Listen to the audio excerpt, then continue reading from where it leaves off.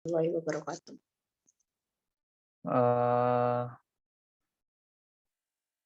ini mau langsung ke materi atau mau perkenalan dulu sebentar? Boleh perkenalan, Pak? Oh, sebentar ya.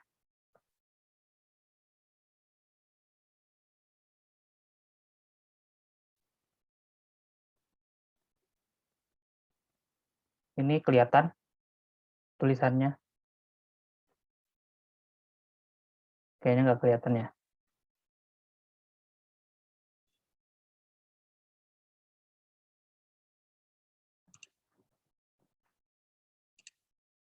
Ya baik, perkenalkan nama saya Muhammad Khozin Ahyar. Saya di YIN Surakarta sebagai dosen tidak tetap atau dosen luar biasa. Jadi saya sebenarnya di YIN, terutama saya merupakan alumni di Perbankan Syariah di YIN. Kemudian saya melanjutkan studi S2 saya di Universitas Islam Indonesia Yogyakarta.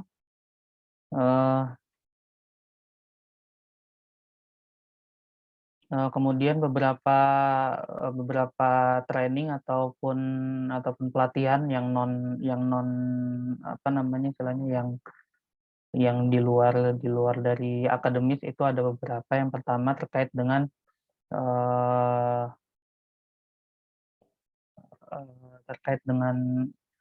profesi perencanaan keuangan syariah. Itu saya laksanakan di awal tahun 2019. Kemudian di tahun 2020 saya melakukan sertifikasi di bidang register sekuritas analis atau analis tingkat madya di bidang pasar modal.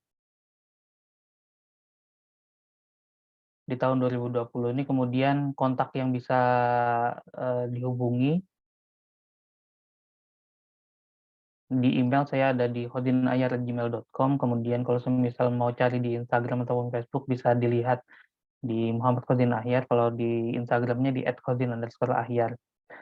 Nah, kemudian sebenarnya untuk di pasar modal sendiri, terutama di praktikum pasar modal itu saya sudah cukup lama di pasar modal.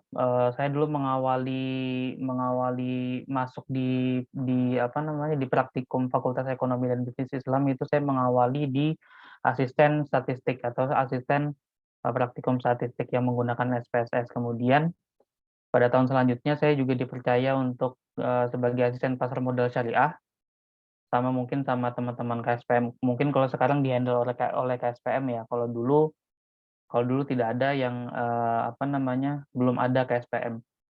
Kemudian saya juga di praktikum mini bank syariah dan laporan bulanan juga saya mengajar. Mungkin itu sekilas perkenalan dari saya.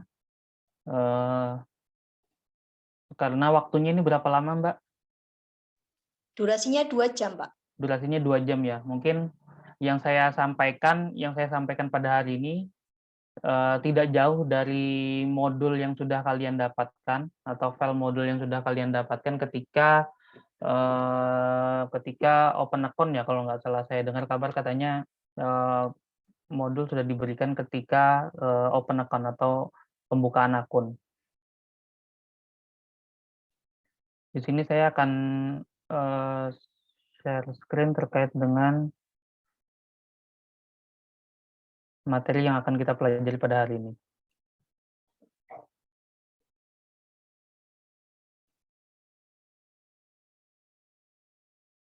Untuk materi hari ini kita akan mempelajari tentang analisis fundamental. Jadi sebenarnya kalau teman-teman pada pertemuan sebelumnya mempelajari tentang apa itu pasar modal, kemudian sejarahnya, historikalnya seperti apa, pasar modal syariah itu seperti apa, produk-produknya seperti apa. Nah, salah satu yang perlu diperdalami lebih banyak dan lebih mendalam lagi adalah terkait dengan produk saham, karena produk pasar modal khususnya saham ini itu dibutuhkan beberapa skill ataupun kemampuan ataupun kompetensi yang bisa mendukung seorang investor itu membeli saham. Salah satunya adalah analisis fundamental. Jadi di dalam saham itu sebenarnya kita kita bisa melakukan dengan 2 analisis. Yang pertama adalah analisis fundamental dan yang kedua adalah analisis teknikal. Nah, untuk pada pertemuan kali ini kita akan membahas tentang analisis fundamental. Nah, di mana analisis fundamental ini itu kita bisa kategorikan menjadi 2. Yang pertama fundamental dengan menggunakan kuantitatif dan yang kedua adalah dengan menggunakan kualitatif. Kalau kuantitatif kita akan berbicara tentang laporan keuangan suatu perusahaan. Kemudian yang terkait dengan kualitatif itu terkait dengan analisis kita analisis dalam lingkungan dari perusahaan tersebut. Apakah perusahaan tersebut sedang mengalami masalah hukum ataupun dan lain sebagainya terkait dengan sentimen-sentimen positif maupun negatif yang biasa kita lihat di media-media baik online maupun cetak, seperti itu. Nah, sebenarnya dua analisis saham ini sebenarnya mempunyai tujuan yang berbeda. Biasanya kalau investor yang mempunyai tujuan jangka panjang itu akan lebih condong menggunakan analisis fundamental.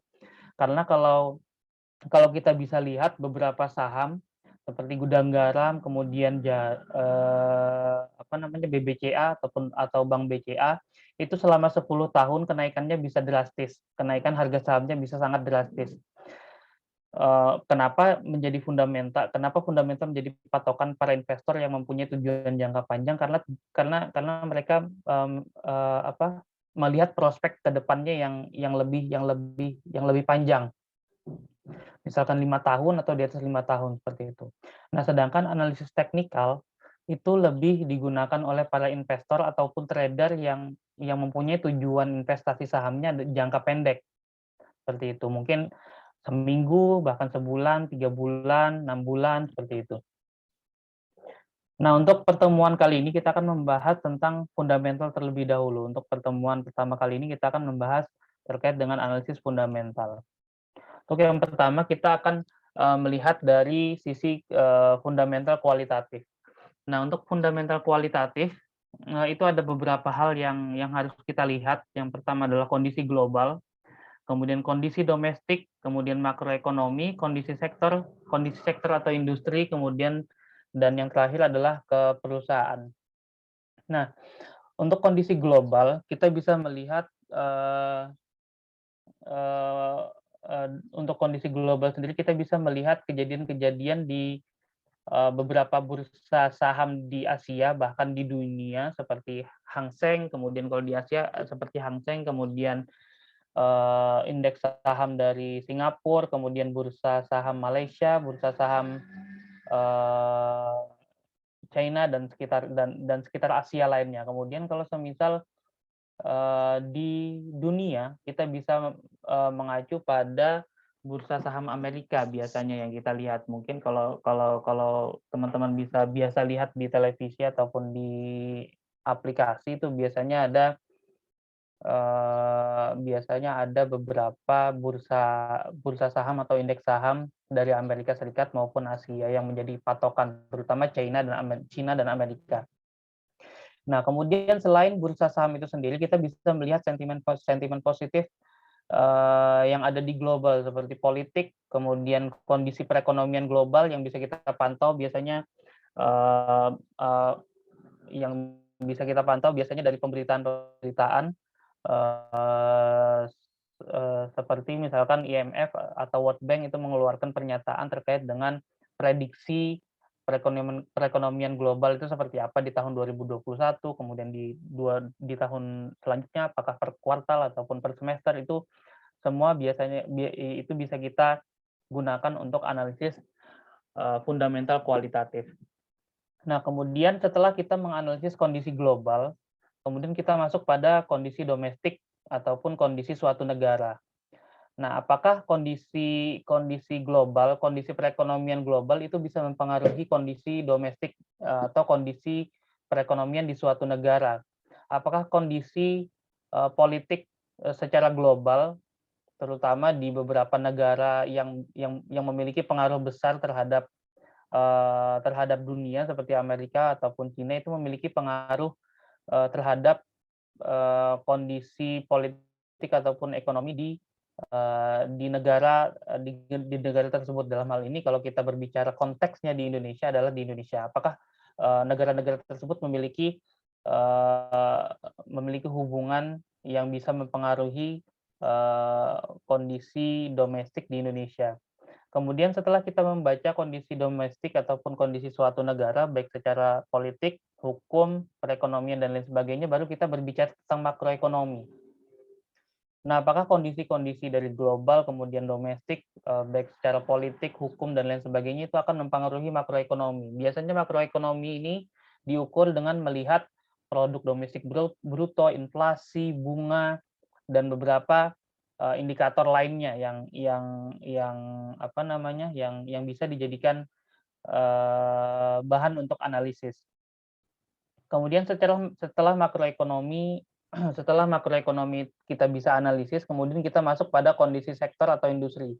Jadi jadi kita tidak bisa langsung masuk kepada perusahaan, tapi kita harus melihat kondisi dari sektoral itu sendiri. Setiap perusahaan itu pasti ada sektoral, misalkan sektor pertambangan, sektor consumer food, bisa juga mungkin kalau yang lain ada juga sektor keuangan atau sektor perbankan, kemudian ada juga sektor agrikultur atau biasanya pertanian, ada juga biasanya perikanan, perkebunan gitu-gitu. Itu bagian dari kita menganalisis industri atau industri sektoral. Nah, setelah kita membaca bagaimana kondisi industri sektoral secara keseluruhan, consumer food bagaimana kondisinya, kemudian perdagangan, sektor perdagangan seperti apa, kemudian sektor keuangan seperti apa, baru kita masuk pada perusahaan yang ingin kita beli sahamnya. Bagaimana nah di dalam perusahaan kita akan menganalisis bagaimana core bisnis dari perusahaan tersebut. Bisnis utama dari perusahaan tersebut seperti apa. Nah, setelah kita mengetahui bagaimana core bisnis atau bisnis utama dari suatu perusahaan tersebut, kemudian kita mengetahui bagaimana rencana bisnis ke depannya, baik itu jangka pendek, menengah, dan panjang, itu setelah kita ketahui, kemudian mungkin ada beberapa hal yang diberitakan oleh media terkait apakah dia ingin ekspansi ke luar negeri, apakah dia ingin membangun perusahaan baru ataupun membangun industri di suatu daerah seperti itu memberikan katalis positif ataupun sentimen positif. Bahkan bisa juga perusahaan tersebut mendapat sentimen negatif, mungkin dia tidak bisa bayar utang obligasi, kemudian ataupun dia tidak bisa melunasi hutang dari pihak ketiga. Dalam hal ini pihak ketiga adalah bank, seperti itu bisa menjadi sentimen negatif ataupun katalis negatif yang bisa membuat harga saham perusahaan itu turun. Nah, setelah kita menganalisis secara kualitatif kondisi dari suatu perusahaan, baru kita masuk pada laporan keuangan. Nah, untuk laporan keuangan ini berarti kita sudah masuk pada analisis fundamental secara kuantitatif. Nah, ada 6 langkah ketika kita ingin menganalisis laporan keuangan. Yang pertama, kita terangkan terlebih dahulu, kita pastikan terlebih dahulu tujuan dan konteks analisisnya. Kemudian yang kedua adalah kita mengumpulkan data. Nah, mengumpulkan data ini bisa mungkin kalian sudah paham bahwa mengumpulkan data itu bisa melalui dari website perusahaan yang akan kalian beli sahamnya, kemudian ataupun bisa melalui website Bursa Efek Indonesia. Di situ sudah ada mungkin laporan keuangan bulanan, kemudian triwulan, bahkan tahunan sudah ada. Karena aturannya perusahaan yang sudah listing di Bursa Efek Indonesia itu wajib mempublikasi laporan keuangan. Setelah kita memperoleh data-data yang ingin kita analisis, kita selanjutnya melakukan processing data atau memproses data. Nah, memproses data ini kita menghitung laporan keuangan yang mungkin kita bisa bisa mengerucutkan isi dari laporan keuangan itu, misalkan seperti neraca, laporan laba rugi, kemudian laporan arus kas, kemudian laporan perubahan ekuitas, dan catatan atas laporan keuangan. Di situ kita akan memproses datanya. Kita akan menghitung rasio-rasio yang kita anggap penting atau melihat beberapa pos atau akun yang kita anggap penting untuk menilai suatu saham perusahaan. Nah, kemudian selanjutnya langkah keempat, kita akan menganalisis dan menginterpretasi data. Nah, setelah tadi kita mengolah, kemudian kita dapat nilainya, kita dapat nilai rasionya, kita kemudian menganalisis dan menginterpretasi data dari yang sudah kita peroleh. Misalkan datanya ROA-nya 1, sekian persen. Nah, itu apa artinya? Nanti saya akan jelaskan lebih lanjut pada slide selanjutnya. Kemudian langkah kelima yaitu melaporkan kesimpulan dan rekomendasi, dan yang terakhir adalah mengupdate analisis. Jadi analisis kita itu harus selalu diupdate supaya tujuannya supaya kita tidak salah dalam dalam menganalisis seperti itu. Nah, kemudian kalau kita berbicara fundamental, berarti kita berbicara fundamental secara kuantitatif, kita berarti berbicara terkait dengan laporan keuangan. Jadi di sini saya sarankan kalian untuk bisa memahami minimal 3 atau 4 jenis laporan keuangan. Yang pertama, laporan posisi keuangan atau neraca, yang di dalamnya itu terdiri dari aset dan juga liabilitas dan ekuitas. Nah, kemudian yang kedua adalah laporan laba rugi. Untuk laporan laba rugi, biasanya isinya terkait dengan penjualan, terkait dengan biaya, pendapatan, dan lain sebagainya. Nah, kemudian ada juga laporan perubahan ekuitas. Ini terkait dengan perubahan kepemilikan modal atau kepemilikan saham dan juga laba yang akan digunakan untuk sebagai modal ataupun pembayaran dividen seperti itu. Nah, untuk rasio, setelah kita tadi mengenal laporan keuangan, beberapa jenis laporan keuangan, kita akan masuk pada rasio. Nanti untuk rasio ini nanti mungkin ini hanya sekilas, tapi nanti ada beberapa poin rasio yang bisa kita pelajari, yang bisa kita gunakan untuk analisis sederhana. Yang pertama di sini ada rasio aktivitas, kemudian ada rasio likuiditas, ada rasio solvabilitas, profitabilitas, dan valuasi. Untuk rasio aktivitas sendiri itu rasio yang mengindikasikan seberapa optimal penggunaan dana atau penggunaan aset pada perusahaan tersebut. Jadi kita bisa melihat dari rasio aktivitas ini apakah perusahaan itu sudah optimal dalam menggunakan dana ataupun menggunakan aset yang dimiliki oleh perusahaan tersebut. Kemudian yang kedua adalah rasio likuiditas. Untuk rasio likuiditas ini rasio yang akan menggambarkan kemampuan suatu perusahaan dalam melunasi hutang jangka pendek. Jadi biasanya suatu perusahaan itu ada namanya hutang jangka pendek dan jangka panjang. Biasanya hutang jangka pendek ini biasanya tidak lebih dari setahun atau sama dengan paling maksimal adalah 1 tahun. Nah, apakah perusahaan ini mampu membayar dengan kondisi keuangan perusahaan yang ada di dalam laporan keuangan? Apakah mereka bisa melunasi hutang-hutang jangka pendek tersebut? Nah, ini nanti akan menggunakan rasio likuiditas. Kemudian yang ketiga adalah rasio solvabilitas.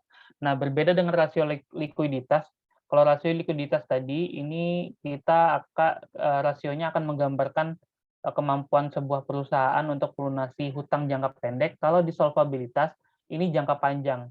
Jadi bagaimana kemampuan perusahaan dalam melunasi hutang jangka panjang itu akan dilihat dari rasio solvabilitas. Kemudian selanjutnya adalah rasio profitabilitas. Untuk rasio profitabilitas ini akan menggambarkan kemampuan perusahaan dalam menghasilkan laba. Jadi kalau tadi ketika aset atau dana modal yang digunakan oleh perusahaan itu dikelola, diputar untuk bisnis perusahaan.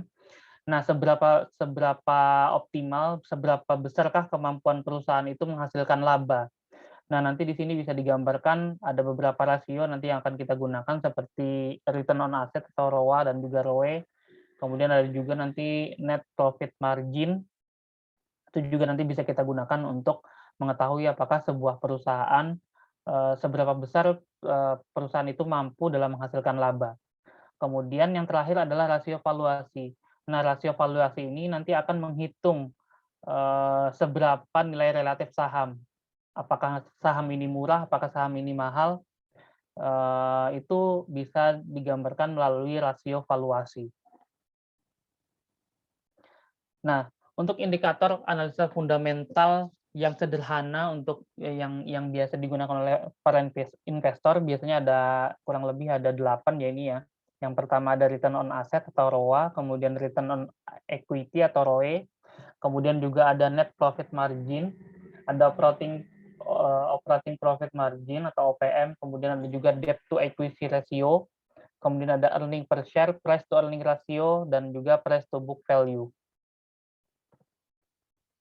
Yang pertama, kita masuk pada rasio yang pertama yaitu ROA atau return on asset.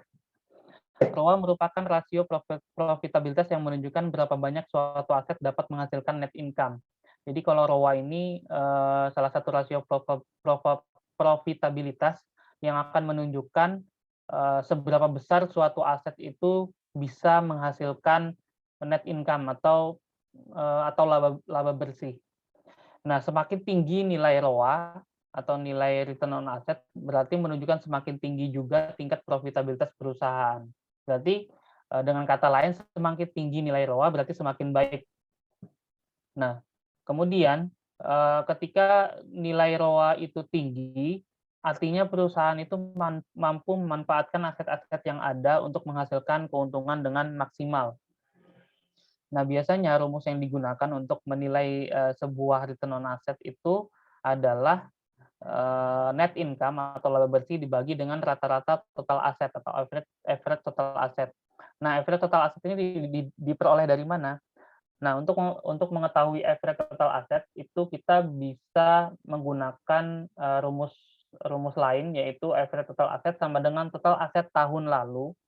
Jadi kita bisa melihat laporan keuangan tahun lalu itu ditambah dengan laporan keuangan tahun ini, kemudian dibagi menjadi 2. Maka diperoleh hasil dari nilai dari average total asset. Nah, kemudian kita masukkan ke dalam rumus ROA. Laba bersih dibagi dengan rata-rata aset perusahaan. Ini ROA. Kemudian selanjutnya adalah ROE, return on equity.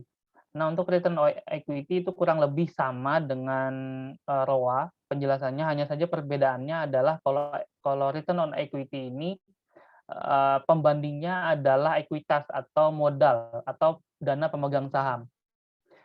Nah, ini juga penting. Kenapa? Karena ketika kita sebagai investor itu kita juga harus tahu ketika kita menanamkan saham di suatu perusahaan, kita juga harus bisa memastikan seberapa besar perusahaan tersebut bisa memanfaatkan dana pemegang saham untuk bisa menghasilkan keuntungan semaksimal mungkin. Seberapa persen perusahaan itu bisa memanfaatkan dana pemegang saham atau dana investor itu untuk menghasilkan keuntungan. Itu kita juga harus bisa memastikan itu. Maka dari itu kenapa return on equity atau rasio ekuitas ini sangat penting. Nah, semakin tinggi rasio, cara membacanya semakin tinggi rasio return on equity, maka semakin baik. Ketika semakin tinggi rasio dari return on equity, maka perusahaan tersebut menunjukkan tingkat profitabilitas yang semakin baik. Rumus yang bisa digunakan untuk menilai return on equity adalah return on equity sama dengan net income ataupun laba bersih dibagi dengan rata-rata total equity atau rata-rata ekuitas. Nah, untuk mendapatkan rata-rata ekuitas, mohon maaf ini ada kesalahan, ini dibaginya dengan rata-rata ekuitas saja, tidak dengan aset. Kemudian untuk mendapatkan rata-rata ekuitasnya, kita bisa menggunakan rumus total ekuitas tahun lalu ditambah dengan total ekuitas tahun ini, kemudian dibagi menjadi 2. Jadi rumusnya kurang lebih sama dengan return on asset, hanya perbedaannya adalah yang kita gunakan dalam return on equity-nya adalah total dari rata-rata dari total ekuitas seperti itu. Selanjutnya kita masuk pada net profit margin atau NPM.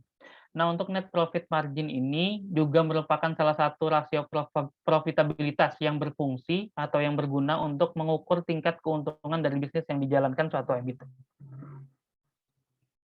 Nah, untuk net profit margin ini untuk mengukur tingkat keuntungan dari bisnis yang dijalankan oleh suatu perusahaan. Nah, apabila nilai NPM-nya tinggi, itu menunjukkan bahwa perusahaan lebih efisien operasionalnya daripada perusahaan lain yang dijadikan pembanding. Jadi ada satu tips untuk menganalisis secara fundamental suatu saham perusahaan. Tipsnya adalah kita tidak bisa mengatakan rasio ini kecil atau rasio ini terlalu besar atau harga saham ini murah ataupun saham perusahaan ini mahal, harga saham perusahaan ini mahal, kalau kita tidak membandingkan dengan perusahaan sejenis. Jadi kuncinya atau tipsnya adalah kita harus membandingkan dua atau lebih dari satu perusahaan ketika kita ingin menganalisis secara fundamental suatu saham perusahaan. Jadi kita harus membandingkan, harus bisa membandingkan. Jadi kita tidak bisa melihat dari satu perusahaan. Jadi kita harus membandingkan beberapa perusahaan yang sejenis, yang sama, yang core bisnisnya sama dengan yang ingin kita beli saham perusahaannya. Makanya di sini ketika kita menganalisis net profit margin, ketika nilai NPM-nya tinggi, itu menandakan perusahaan lebih efisien operasionalnya daripada perusahaan lain yang dijadikan pembanding, itu karena kita memang harus membandingkan beberapa perusahaan yang sejenis ketika kita ingin membeli suatu saham perusahaan. Contoh misalkan kita ingin membeli saham perusahaan Bank Syariah Indonesia yang kode sahamnya adalah BRIS atau BRIS. Nah, itu kita tidak bisa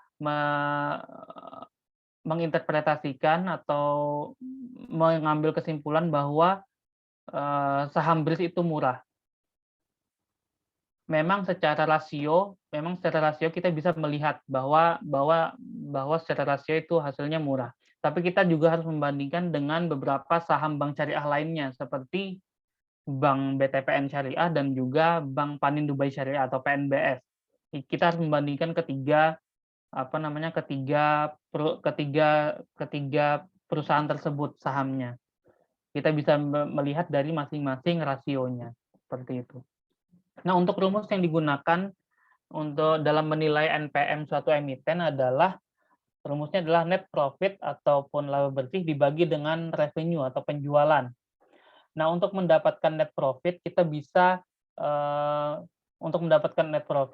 menghitungnya dengan rumus operating profit atau profit operasional atau laba operasional itu dikurangi dengan interest atau beban bunga, dikurangi dengan tax ataupun pajak dikurangi dengan biaya lain-lain atau biaya lainnya. Biasanya kalau di laporan keuangan atau di laporan laba rugi itu biasanya ada yang namanya laba operasional, kemudian ada juga beban bunga, ada beban pajak, ada juga beban lain. Nah, untuk net profit margin biasanya digunakan untuk menentukan perusahaan mana dengan pendapatan tertentu yang dapat menghasilkan laba bersih yang maksimal. Selanjutnya adalah operating profit margin. Nah, operating profit margin ini digunakan untuk mengukur kemampuan perusahaan dalam menghasilkan keuntungan. Nah, tujuannya adalah untuk mengetahui seberapa besar jumlah laba operasi yang dihasilkan dibanding dengan penjualannya. Nah, adapun rumus yang digunakan untuk menilai operating profit margin itu rumusnya adalah operating profit atau laba operasional atau bahasa lainnya adalah laba sebelum pajak dibagi dengan revenue atau penjualan. Nah, untuk mendapatkan operating profit kita bisa menghitungnya dengan cara gross profit atau laba kotor dikurangi dengan biaya operasional sehingga diperoleh operating profit atau laba operasional. Nah, semakin tinggi rasio OPM maka semakin baik. Kemudian selanjutnya kita masuk pada rasio, ini kita sudah mulai keluar dari rasio profitabilitas. Nah, sekarang kita masuk pada rasio solvabilitas. Untuk rasio solvabilitas itu yang pertama yang bisa kita gunakan adalah DER atau debt to equity ratio.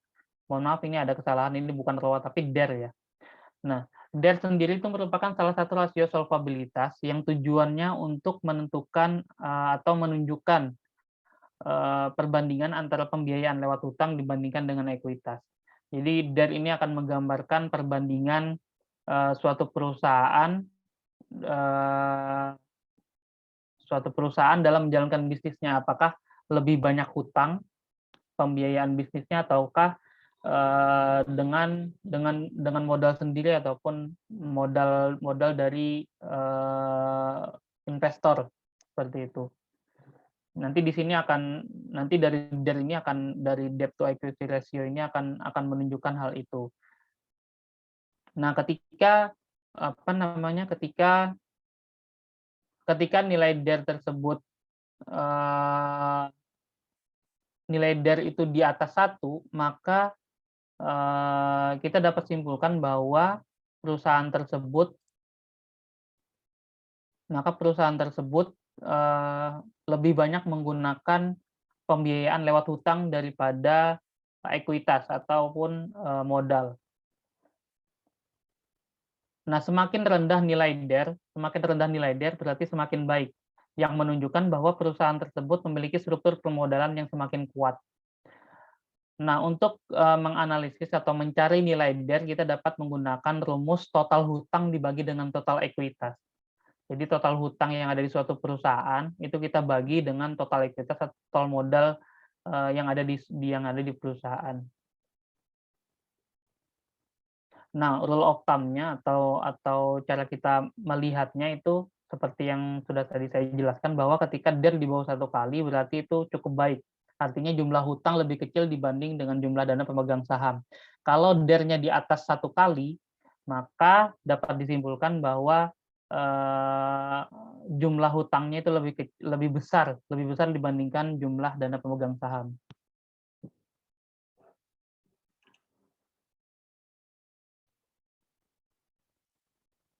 Selanjutnya kita masuk ke earning per share.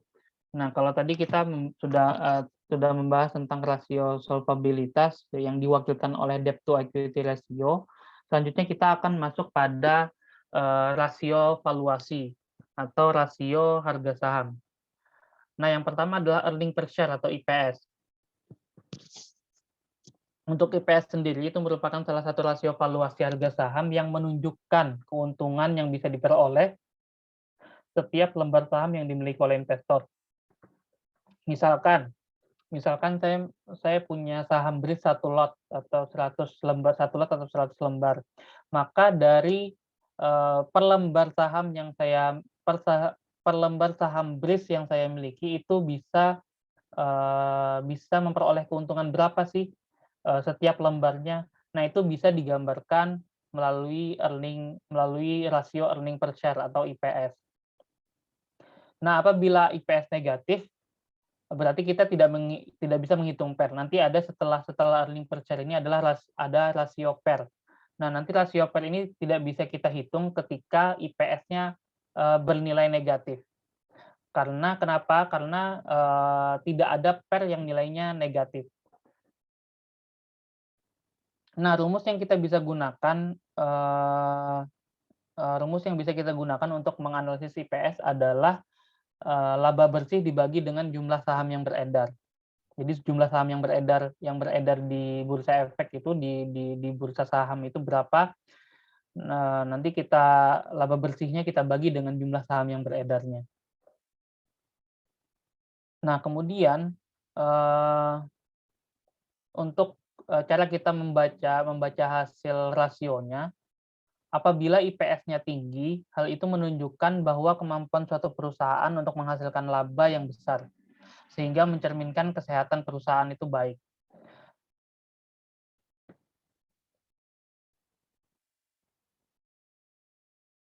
Selanjutnya kita masuk pada price to earning ratio atau PER.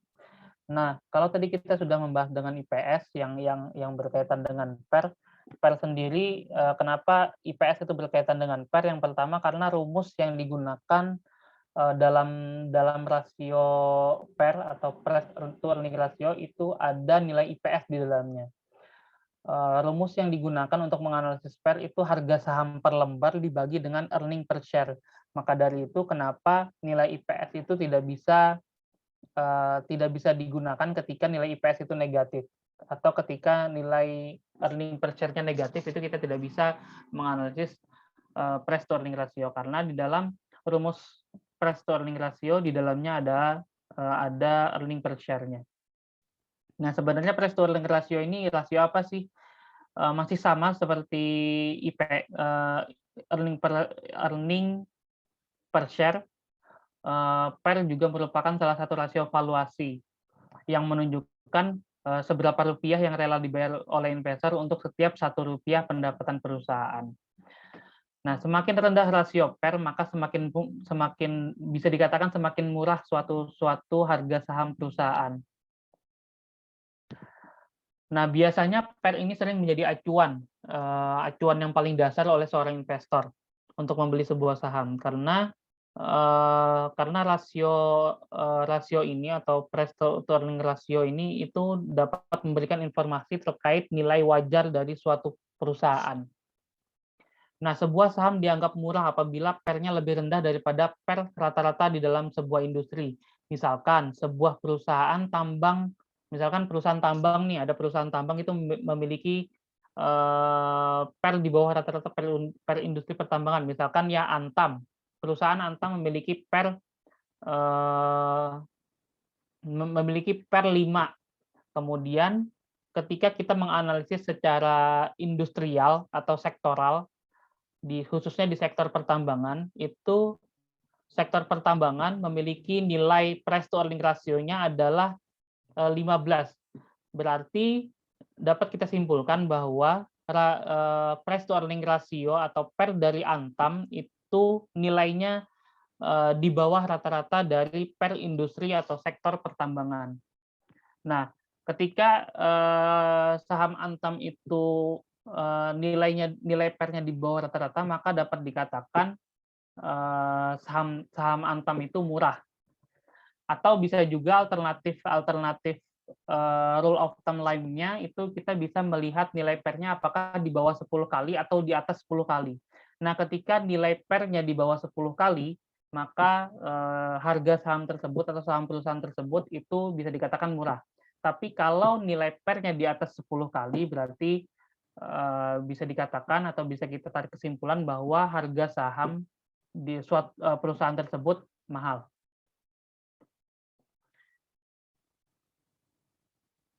Yang terakhir itu ada price to book value. Nah, untuk price to book value sendiri itu merupakan indikator, masih sama, ini merupakan rasio valuasi harga saham. Hanya saja untuk price to book value ini untuk menentukan harga wajar dari suatu saham berdasarkan nilai bukunya. Nah, kalau tadi kita berdasarkan earning per share, berdasarkan pendapatan ataupun keuntungan yang diperoleh perusahaan, kalau price to book value ini kita menilai harga wajar suatu perusahaan itu berdasarkan nilai buku atau book value-nya. Nah, price to book value ini ditujukan untuk menentukan nilai wajar suatu saham. Perbedaan yang mendasar antara PER dan PBV adalah fokus pada ekuitas suatu perusahaan dibandingkan dengan laba bersih yang dihasilkan. Itu kalau PBV. Seperti tadi yang saya jelaskan bahwa PBV itu lebih fokus pada pendapatan atau laba bersih yang dihasilkan. Jadi perbandingannya adalah laba bersih. Kalau price to book value ini menentukan harga wajar suatu sahamnya berdasarkan nilai bukunya. Nah, untuk mencari nilai dari price to book value suatu perusahaan itu kita bisa menggunakan rumus market price per share. Jadi harga saham per lembarnya dibagi dengan nilai buku dari saham tersebut. Nah, semakin rendah rasio price to book value suatu perusahaan, maka dapat dikatakan saham tersebut semakin murah. Nah, bagaimana kita bisa mengatakan bahwa suatu saham perusahaan secara rasio price to book value-nya itu murah, di sini ada 3 kriteria yang bisa kita gunakan. Yang pertama, apabila nilai dari price to book value-nya adalah kurang dari 1, maka dapat kita katakan bahwa saham tersebut adalah under value atau nilainya berada di bawah harga pasar. Kemudian apabila nilai price to book value-nya adalah sama dengan 1, berarti harga pasar saham per lembar itu sama dengan harga bukunya. Maka di sini kriterianya adalah fair value. Nah, ketika nilai price to book value-nya adalah lebih dari 1, maka dapat dikatakan saham perusahaan tersebut itu sudah mahal, sudah mahal, lebih mahal dari nilai bukunya, atau kita bahasa kriterianya adalah over value. Nah, di sini ada pertanyaan, di sini kan rumusnya ada market price per share dibagi dengan book value per share. Nah, book value per share itu diperoleh dari mana? Jadi untuk book value per share kita bisa mencarinya atau menghitungnya dengan rumus shareholder equity atau modal dari pemegang saham dikurangi dengan preferred equity atau apa ya bahasa Indonesia itu saham preferen atau modal preferen. Nah, shareholder equity dikurangi dengan preferred equity itu dibagi dengan total outstanding common share atau bahasa Indonesianya itu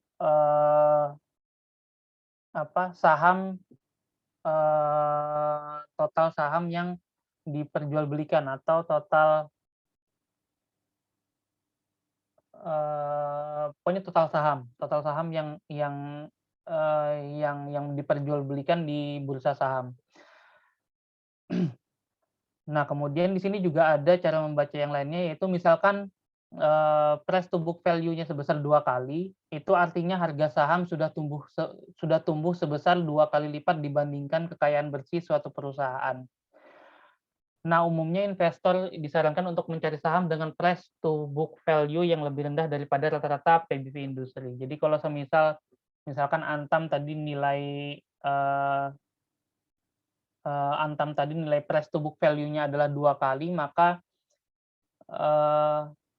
kita harus mencari kemudian rata-rata industri pertambangan, rata-rata price to book value industri pertambangan itu adalah 5 kali, maka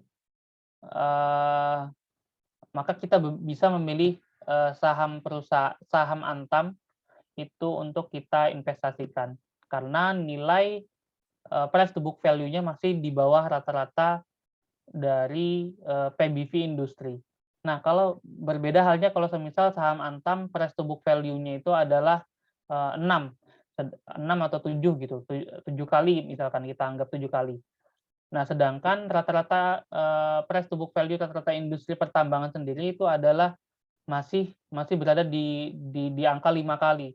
Nah, berarti kita berusaha menghindari saham Antam sebagai saham pilihan kita untuk kita investasikan karena nilai PBV-nya berada di atas rata-rata nilai PBV industri atau sektoral. Mungkin itu rasio singkat, rasio sederhana yang bisa kita gunakan untuk menganalisis suatu saham, terutama bagi investor. Karena kalau saya rinci lebih dalam lagi terkait dengan bagaimana kita menganalisis laporan keuangan itu sebenarnya bukan ranah, sebenarnya masih bisa masuk kepada ranah investor ya, tapi biasanya materi-materi tersebut digunakan untuk bagi masyarakat atau mahasiswa yang berprofesi sebagai analis saham seperti itu. Nah, di sini saya akan memberikan sedikit studi kasus. Di slide 5 sampai 7 tadi kan sudah ada laporan posisi keuangan atau neraca, kemudian ada laporan laba rugi dan juga laporan perubahan ekuitas. Nah, di sini studi kasusnya adalah kalian saya minta untuk mencari rasio-rasio yang sudah saya jelaskan tadi untuk dianalisis. hasilnya seperti apa, ROA nilainya berapa, kemudian hasil analisis seperti apa, kemudian return on equity-nya juga hasilnya berapa, dan artinya seperti apa. Ini akan saya share ya untuk file dari studi kasusnya di room chat.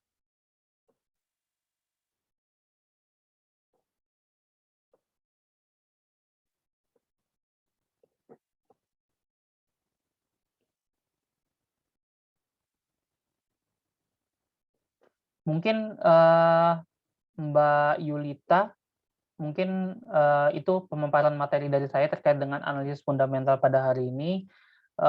Setelah ini kalau semisal ada yang mau ditanyakan terkait dengan analisis fundamental, bisa langsung bertanya, baik melalui kolom chat maupun nanti bisa berbicara langsung sambil mencoba mengerjakan studi kasus yang saya berikan.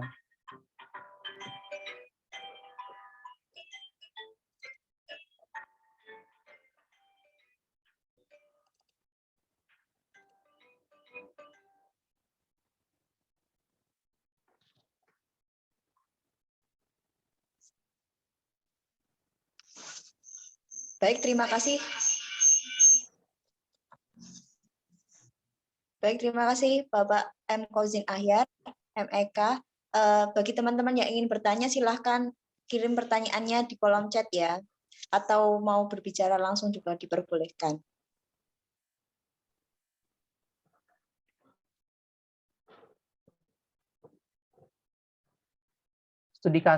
Untuk studi kasus sudah saya kirim melalui chat ya, melalui room chat, nanti bisa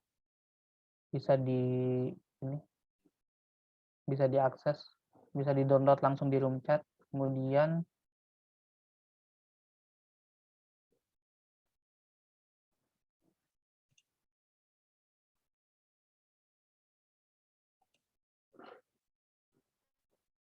untuk materinya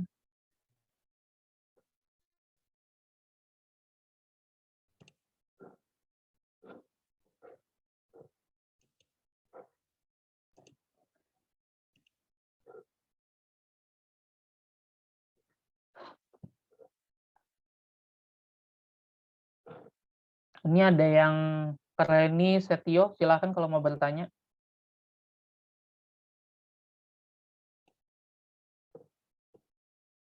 Itu ada yang angkat tangan.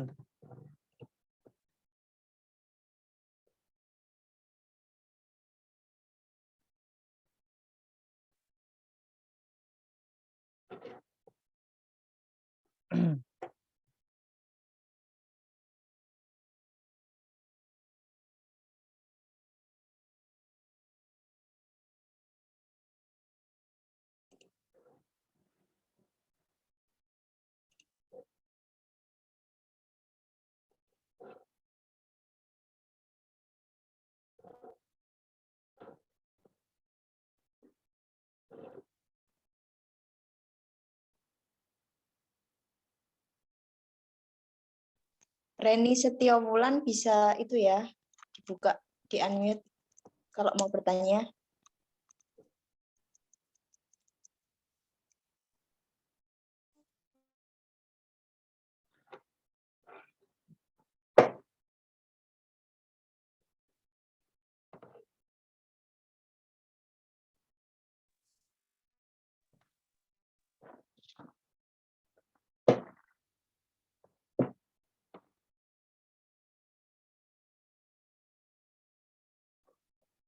Ini yang hari ini kelas apa aja ya?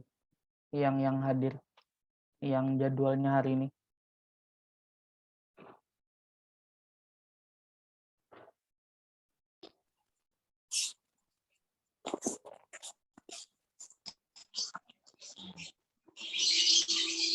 PBSC, PBSD, sama PBSG, Pak.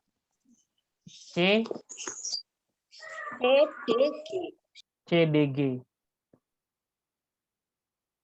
Mungkin kalau kelas G mungkin udah kenal sama saya karena udah beberapa kali ada mata kuliah ya kalau kelas G. Kalau C sama D kayaknya saya belum pernah deh.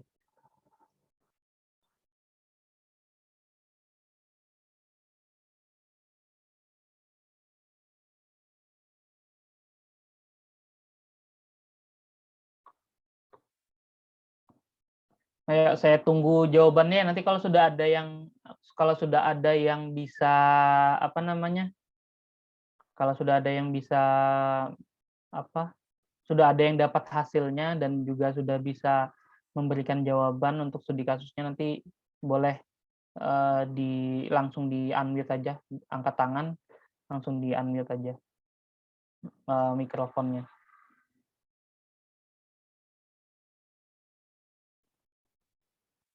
Sambil juga menunggu kalau ada yang mau ditanyakan, tidak hanya terkait dengan analisis fundamental ya, boleh kalian juga boleh bertanya terkait dengan materi pasar modal lainnya di luar analisis fundamental. Mungkin materi-materi sebelumnya, mungkin materi pertemuan pertama yang sama Bursa Efek sama Indo Premier, mungkin terkait dengan produk, terkait dengan apa namanya, perkembangan pasar modal syariah terutama boleh ditanyakan. Karena kita di sini adalah praktikum ya, praktikum. Jadi kita bisa membahas banyak hal terkait dengan praktek pasar modal seperti itu.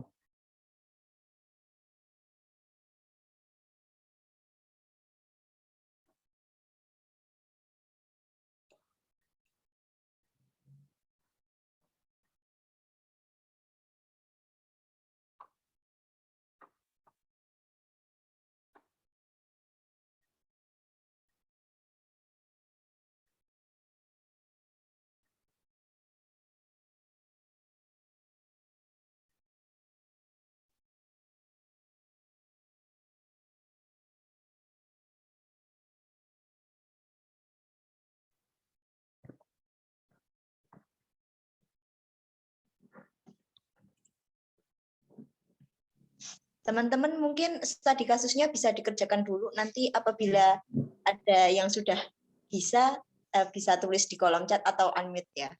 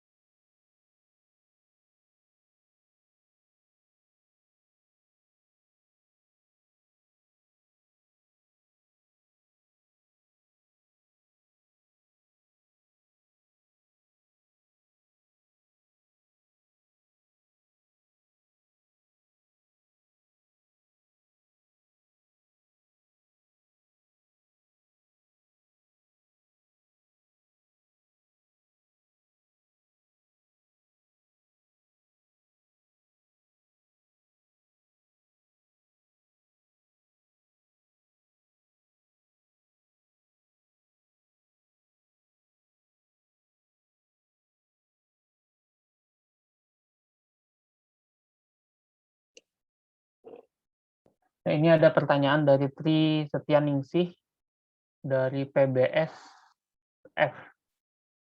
Iya betul ya. Pertanyaannya, langkah pertama apa yang harus dilakukan untuk memulai investasi sebagai orang awam yang baru mengenal investasi.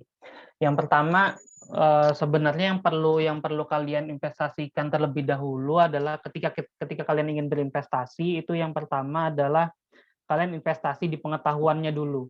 Kalian investasi di knowledge-nya dulu. Jadi kalian sebelum berinvestasi, kalian pelajari dulu seluk-beluk dari investasi seperti apa.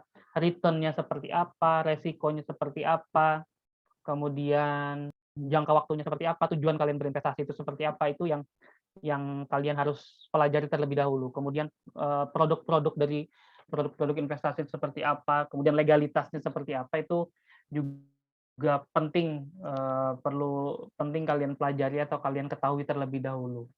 Kenapa saya berbicara seperti itu? Karena banyak masyarakat sekarang itu yang berinvestasi hanya ikut-ikutan. Mungkin kalian kalau semisal mengikuti berita beberapa bulan yang lalu, mungkin sekitar 2 bulanan yang lalu itu, eee, banyak, banyak banyak apa ya, masyarakat yang berinvestasi di pasar modal, terutama di saham itu, apa namanya, banyak kerugian. Nah itu, penyebabnya adalah karena, mereka hanya ikut-ikutan. Penyebabnya adalah karena ikut-ikutan. Ketika mereka beli saham, ekspektasinya tinggi karena dia yakin, dalam waktu sekian itu, bisa menghasilkan keuntungan beberapa persen, tanpa dia memiliki dasar pengetahuan analisis terutama. Nah, ini yang sangat disayangkan oleh Bursa Efek Indonesia. Kebetulan saya pernah, menonton di YouTube secara full ya, komisaris Bursa Efek Indonesia itu sangat sangat menyesalkan, masyarakat yang berinvestasi tanpa menginvestasikan knowledge-nya dulu atau pengetahuannya dulu, tanpa belajar terlebih dahulu, tanpa tahu seluk-beluknya terlebih dahulu. Padahal, beliau komisaris Bursa Efek itu, berkata sebenarnya kalau kalian bisa analisis, kalau kalian bisa menganalisis dengan tepat, memilih perusahaan yang tepat, ketika kalian membeli atau berinvestasi di suatu saham perusahaan yang bagus itu 5 tahun atau 10 tahun aja. 5 tahun itu memang bisa memberikan keuntungan yang cukup besar gitu ya. Asalkan investor atau masyarakat bisa, apa namanya, memilih saham dengan baik dan juga menganalisis fundamentalnya dengan baik. Nah, jadi, saya sarankan untuk yang memang baru awam, mumpung kalian masih semester 4 ya, kalau kalau nggak salah ini semester 4, jadi kalian pelajari, pelajari terlebih dahulu seluk-beluk dari investasi itu seperti apa, terutama investasi di Indonesia ya, karena sekarang banyak di iklan-iklan di YouTube maupun di internet itu yang menawarkan investasi yang sebenarnya itu nggak jelas, investasinya, legalitasnya nggak jelas. Nah, itu yang harus kalian hindari. Jadi sekarang ini kalian belajar pasar modal, kalian pelajari, baik-baik cara analisis seperti apa, produknya seperti apa, kemudian legalitasnya seperti apa, itu apa namanya, bisa kalian pelajari, secara mendalam. Mumpung mumpung kalian masih semester, 4.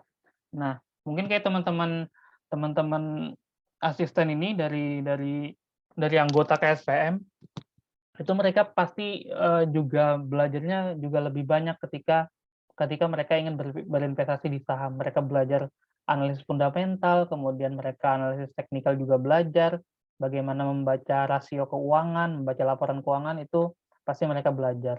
Nah, saya rasa itu, investasikan dulu ke knowledge ataupun ke pengetahuan terkait dengan investasi terlebih dahulu. Nanti kalau udah yakin, kalau kalian udah mendalami dan yakin, baru kalian masuk ke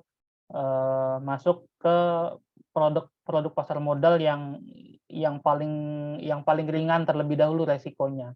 Seperti reksadana. Reksadana itu merupakan salah satu produk pasar modal yang paling rendah resikonya dibandingkan beberapa produk pasar modal yang lain, terutama di saham ya.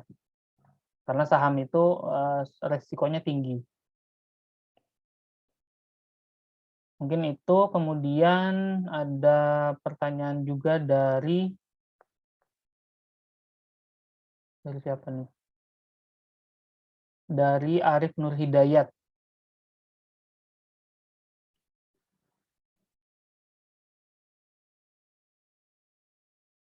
Apakah di Indonesia sendiri banyak terjadi kasus perdagangan orang atau insider trading di dalam pasar modal? Nah, maksudnya perdagangan orang seperti apa? Mohon maaf, Arif Nur Hidayat, mungkin bisa di mic-nya bisa di-unmute dulu, biar disampaikan langsung aja. Karena agak bingung ini. Kasus perdagangan orang dalam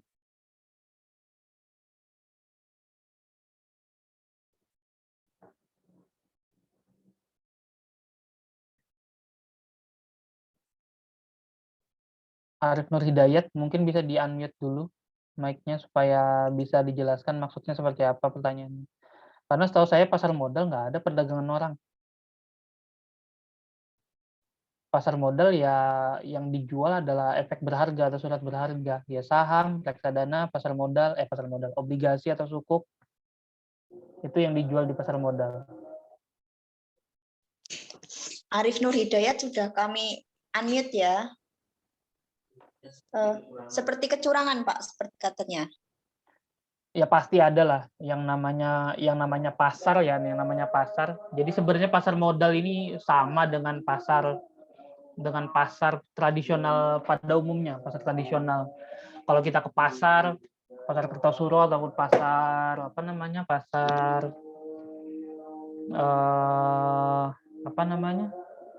Kliwon ataupun pasar yang lain-lain, pasar tradisional lainnya itu sama, pasti ada kecurangan. Pasti ada kecurangan. Contoh misalkan ada saham baru, perusahaan yang baru listing di Bursa Efek Indonesia, yang baru listing di Bursa Saham Indonesia atau di Bursa Efek Indonesia. Biasanya ini ya, biasanya, tapi memang nggak semuanya, nggak selalu. Biasanya memang ada beberapa saham yang memang secara fundamentalnya itu belum kuat. Ketika dia listing di Bursa Efek Indonesia, harganya langsung tinggi, sampai bahkan bisa sampai kena yang namanya auto reject atas. Jadi auto reject atas itu batas, jadi biasanya pergerakan harga saham itu dipantau secara otomatis oleh sistem di Bursa Efek Indonesia. Ketika nilai harga sahamnya itu naik secara signifikan dalam waktu setengah hari atau dalam waktu 1 hari, dan kenaikannya itu nggak wajar, di luar batas normal, itu akan terkena reject atau terkena pemberhentian jual perdagangan saham tersebut secara otomatis. Nah, di sini sebenarnya biasanya ada permainan di situ. Permainannya adalah ketika terutama pemain-pemain yang memiliki atau investor yang memiliki modal besar ya. Ketika saham itu listing, kemudian dia beli langsung banyak, masuk ke pasar langsung banyak, seketika itu harga naik, kemudian investor yang kecil-kecil merasa, terutama investor yang masih awam ya, itu merasa, wah ini ada prospek nih untuk taking profit atau mengambil keuntungan yang besar karena harganya terus naik.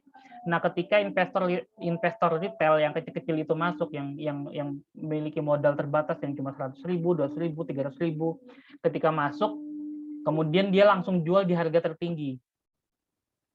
Dijual, kemudian investor besar langsung menjual dengan harga tertinggi.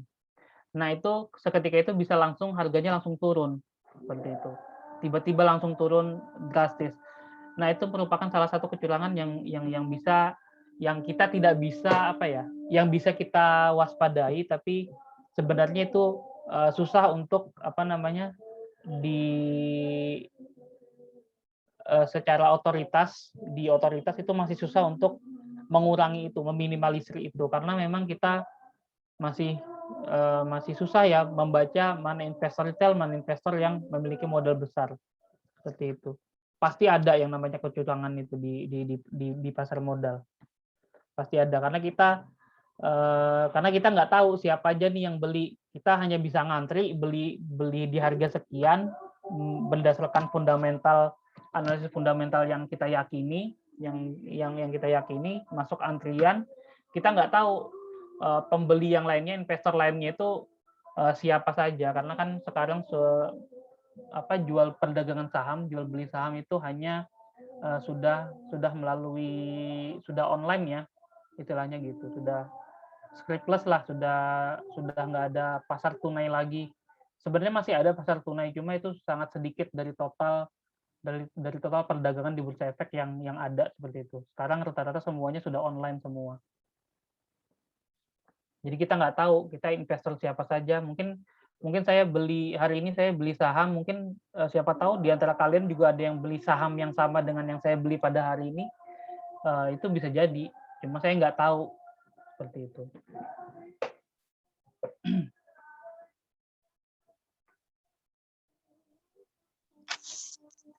Sembari menunggu pertanyaan selanjutnya, bagi peserta silahkan melakukan absensi di kolom chat Zoom dengan mengetikkan nama, NIM, kelas, kemudian di screenshot dikirimkan ke link yang akan kami bagikan sebentar lagi. Terima kasih. Kan pertanyaannya di kolom chat Zoom, nama, NIM, dan pertanyaannya.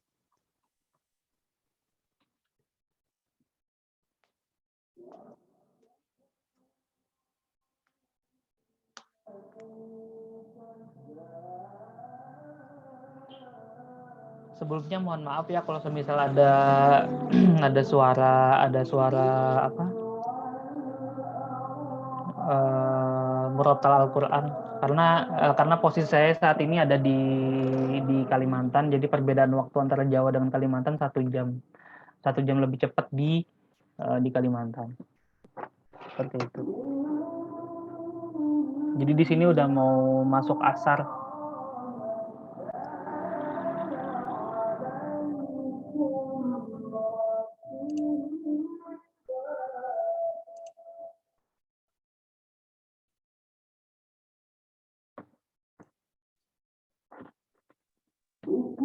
Untuk Nurliana tadi apakah mau ada yang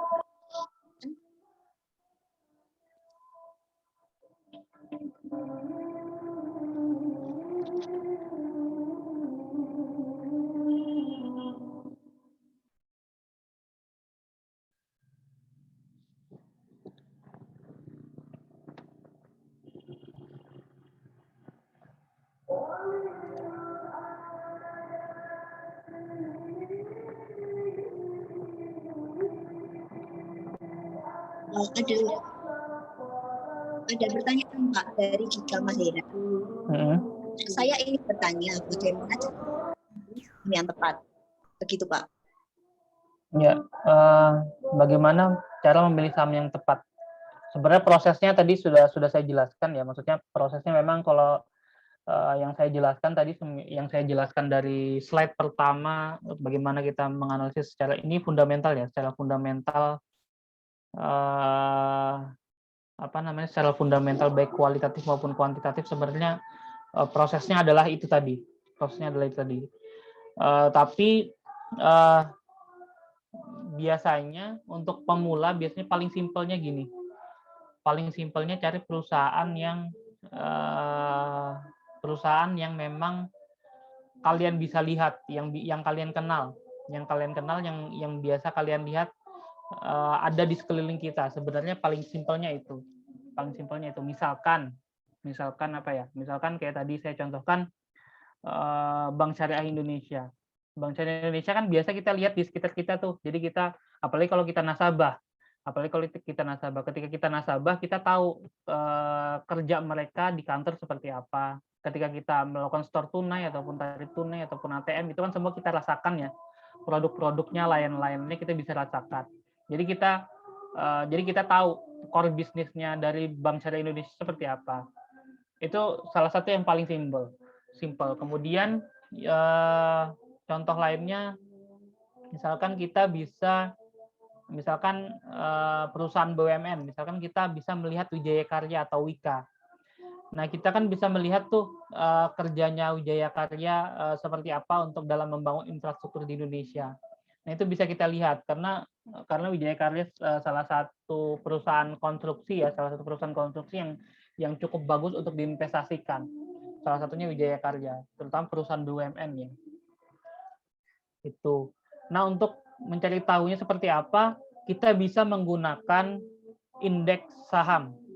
Jadi indeks saham di Indonesia ada banyak ya, ada IHSG, ada ISI, ada JII, ada LQ45, ada JII 70, ada IDX 30. Nah, itu tujuannya apa sih? Tujuannya itu adalah indeks-indeks yang memang perusahaan-perusahaannya itu yang cukup bagus. Misalkan kayak JII, Jakarta Islamic Index. Jakarta Islamic Index itu merupakan indeks saham syariah yang isinya adalah 30 perusahaan dengan nilai kapitalisasi terbesar di Bursa Saham Indonesia dan juga paling liquid. Nah, ketika nilai kapitalisasi pasarnya itu besar dan juga liquid, itu bisa dikatakan bahwa prospek perusahaannya cukup bagus. Prospek perusahaan cukup bagus. Bisa dilihat dari bisa dilihat dari likuiditasnya dan juga dari nilai kapitalisasi pasarnya. Ketika nilai kapitalisasi pasar itu besar, cukup tinggi dan juga likuiditasnya bagus, itu bisa dikatakan perusahaannya prospeknya juga cukup bagus. Tapi sekali lagi saya tekankan, kita tidak bisa hanya melihat dari satu sisi itu. Kita harus juga bisa melihat dari sisi yang lain. Seperti itu. Misalkan dari laporan keuangannya seperti apa. Karena namanya bisnis, kita nggak tahu ke depannya seperti apa. Misalkan contohnya saya sekarang punya beberapa saham konstruksi, kayak misalkan anak dari perusahaan Wijaya Karya Gedung, kemudian anak perusahaan Waskita Karya yang juga BUMN, yaitu Waskita Beton, Precast seperti itu, dan lain-lain yang masih dalam lingkungan sektor konstruksi ya. Itu sebelum masa pandemi itu harga saham mereka itu masih dan laporan keuangan mereka masih bagus. Ketika pandemi, otomatis beberapa proyek pembangunan infrastruktur mulai dikurangi. Kenapa? Karena karena negara lebih mementingkan pada kesehatan dan pemulihan ekonomi. Berarti di sini ada beberapa proyek pembangunan infrastruktur yang tertunda, sehingga cash flow dari perusahaan konstruksi ini juga terganggu seperti itu. Nah, ketika kita menganalisis seperti itu, terjadi seperti itu, maka secara langsung harga saham akan turun karena banyak yang menjual sahamnya, meninggalkan saham perusahaan tersebut, terutama perusahaan konstruksi. Nah, hal-hal seperti ini kan kita tidak bisa membaca kapan pandemi selesai, juga kita tidak tahu kapan. Nah, hal yang seperti ini yang kita harus minimalisir, kita harus siap dari awal seperti itu. Makanya saya tidak menyarankan hanya memilih saham dengan satu indikator. Pasti harus banyak beberapa hal yang menjadi pertimbangan atau menjadi indikator dalam ketika kita memilih suatu saham. Seperti itu. Ada lagi yang lain? Pertanyaan terakhir ya, Pak. Boleh. Dari Hanif. Apakah saham cocok ditradingkan dengan teknik scalping? Kalau ditanya cocok apa enggak dengan teknik scalping, bisa kembali lagi sih. Kalau menurut saya selama yang saya pelajari selama ini, apakah saham cocok ditradingkan dengan teknik scalping, itu sebenarnya kembali ke investornya masing-masing. Tujuannya apa? Itu sih. Karena masing-masing investor itu pasti memiliki tujuannya masing-masing. Apakah tujuan jangka panjang, apakah tujuan jangka pendek, itu mempengaruhi sih. Untuk itu cukup mempengaruhi bagaimana kita melakukan perdagangan saham seperti itu. Ada beberapa teman saya yang memang dia punya 2 rekening sekuritas yang berbeda karena tujuannya berbeda. Ada yang satu rekening sekuritas dia gunakan untuk investasi jangka panjang. Di satu rekening yang lainnya, satu rekening sekuritas yang satunya lagi, itu dia gunakan untuk apa namanya, eee,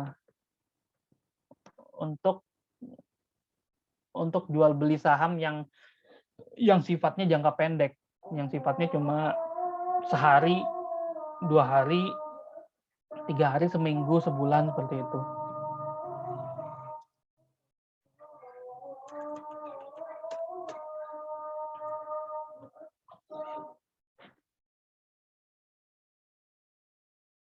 Cum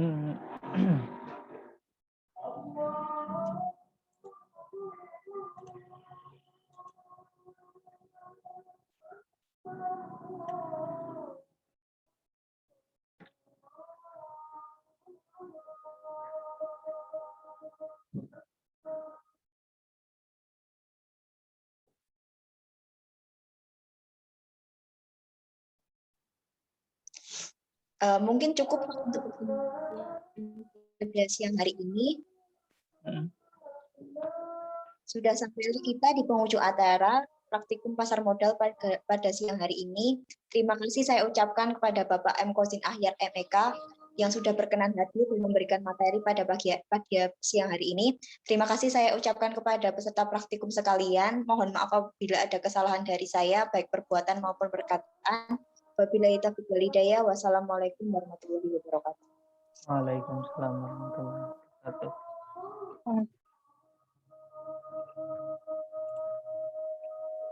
Ya, terima kasih. Saya pamit dulu ya. Baik, Pak.